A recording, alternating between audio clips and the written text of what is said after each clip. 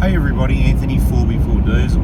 Just thought it was a good time to have a chat with you all about how much money do you need to spend on a four-wheel drive, as in what vehicle can you get something cheap for 10, 20, 30 grand, 50 grand, or do you need to spend 100,000, 150,000 and then another 50,000 at ARB and everywhere else trying to get all those modifications up to date, ready to go on a big trip? Well, I think you already know the answer because that's how I roll. Now, I do constantly see these people in their four-wheel drive shows that keep popping up on YouTube, and of course people on the ground that probably watch these shows. Now, look, if you're making hundreds of thousands of dollars a year or millions of dollars a year, obviously this is not applicable to you. And obviously, everybody, you do what you want. It's you. Ultimately, you need to work out what suits you, what fits your budget. And I'm just here to let you know, you don't need a 300 series, you don't need a chopped up V8 with those, what are those old school bloody things with the leaf springs in there, rough as guts and all that. You don't need all this expensive stuff and all the gear. I mean, you know, then you look at those, you know, on the rear of the ute, that, you know, the amount of money and these big heavy setups, they're just so big and heavy. Okay, and the more modifications you've got, the less reliable it's going to be. The more the Toyota's reliable, right? The more aftermarket stuff you add on there, you better make sure it's done right, because every single one of them multiplies the chance of something going wrong on your trip. And it could be only minor things rattling around, coming loose that you need to tighten up. Hopefully you got some tools spare, nuts and bolts, zip ties, tape, and all the usual sort of stuff. The more you've got, the higher risk you are that something's going to let you down. So minimalist, keep it simple. Now, what vehicle? Well, you know, do as I say, not as I do. But in this case, maybe it's do as I do, because it's my belief as a vehicle technician, a Toyota and a Prado and Hilux specialist, traveling a lot of Australia regularly, that certainly Toyotas are the most reliable vehicle.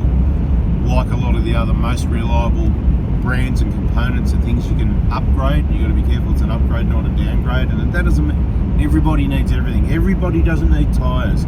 Everybody doesn't need the same tyres. Everybody doesn't need suspension. Everybody doesn't need a bull bar. Everybody doesn't. So we'll go later on in the video. We'll go through a few things that people probably do need. You know, lower priority up to higher priority. Or no, higher. We'll do it the other way. We'll do highest priority first. But my first point is, I'm in the 120 Pro, it's a 2008, and you could probably pick up a good one of these at the moment, certainly under 20 grand. I mean, you get what you pay for. You might find one for 10, under 10 even, you know. It's going to need a lot of work. About 15 is probably a good price, even if it's not the best, because guess what? You want to be able to take it bush bashing, and that doesn't mean you're taking it to abuse it. You want to look after it, keep it reliable, kind of like what we do. You might want to subscribe on both the channels, and it's just an easy life. You get a value for money vehicle, you build it up, you work on it yourself, you get confident, you make it reliable, you get to know it, so when you're out there you're confident with it, something happens, you know what's going on with it, you just go, yep, I know what that is, and you just sort it out, or you can make a decision, that's nothing, oh, the water pump's leaking, oh look, it's only minor, nothing's going to happen, don't worry about it. When we get back to wherever our base is, you know, when you finish your trip, you do the BFE job, whatever, well, you just do it every 150, and then you don't have any problems with that on the trip, you know. That's how it works, right? So, you know, a 120 Prado is probably one of your best choices. A 150 Prado, if you like. The 120's got the 180 litre tank, right? And same as petrol and diesel and auto and manual. That's your own choices. But for example, if this was a V6, I'd be struggling on this trip, because where we're going to get to tomorrow in the morning, where we start our trip, very remote area, there's no, I mean, you can do it in a V6, you can carry jerry cans, and you can make detours out to the servos, and of course you can make the trip work, no problem at all, absolutely. But with the diesel, it's just going to be so much more efficient. The sort of running we're going to be doing, it's going to use around in the slow moving rough terrain, whether it's the Victorian high country or the Simpson Desert.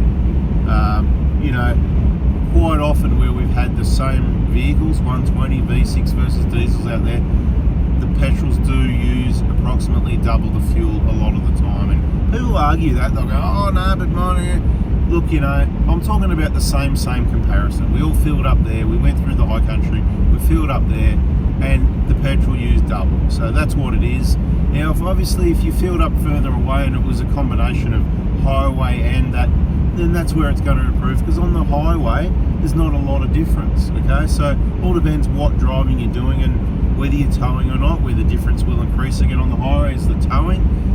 The petrol will use more. Generally, if you're towing something decent size, 1.5 tons, 2 ton, the fuel use can pretty much close to double if you're traveling at 100 plus kilometers an hour. Once again, depends on speed you travel at, but it's not a fuel economy video. It's just, you can get an old 120 for 15 grand, 10 grand, 15, 20. You can spend 5, 10, 15, well, it depends if you include doing your modifications on it.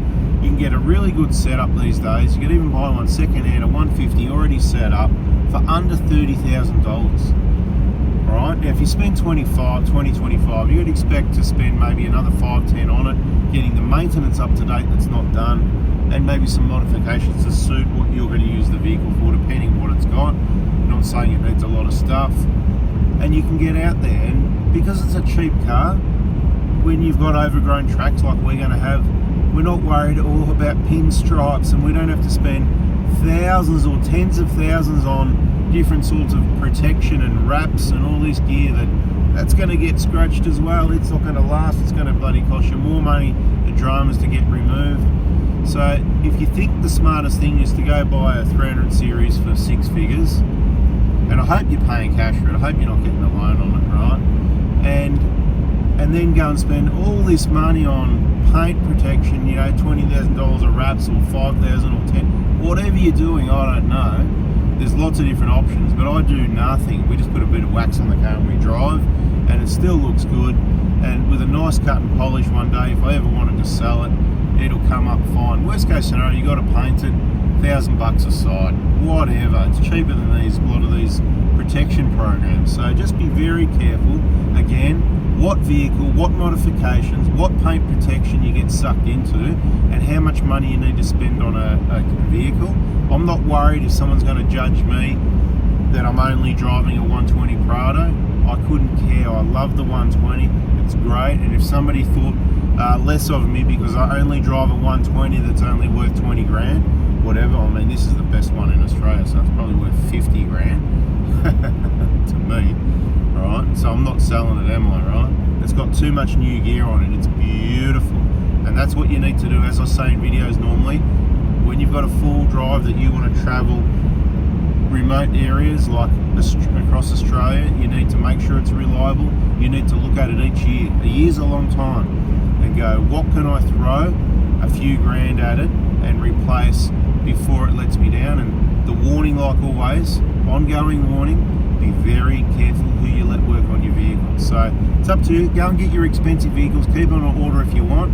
Even your new Prado, I mean, your diesel hybrid, I mean, yeah, it'll probably be pretty reliable, you know. I mean, it might have a DPF problem still. It might have a timing chain issue still. It might have, it's a new thing, this hybrid diesel, whatever, start, stop, no, it wouldn't be that, would it? It'll be a fake diesel, it'll be a fake hybrid. You know, the old school, you know, the old hybrid, not the real hybrid now. So you've ordered the wrong vehicle. Maybe you should cancel. Look, it's up to you guys. You get a 300 if you want. I might get a 300. I might get a 400, who knows? I keep doing this might get, but I just, even though I've got the money, I can't justify spending $100,000 on, more or less, depending, you know, on a second-hand 200 series or a 300 series, to be quite honest, when I've got a perfectly good Prado that I got before you couldn't get one anymore, that, you know, you get for, you know, about 60 grand, you know, like good vehicles, you know, and even better, for half the price, last of the best, 2015 1KDs, and we've got a 2013, cheap cars, 10 years old, pinstripes, who cares?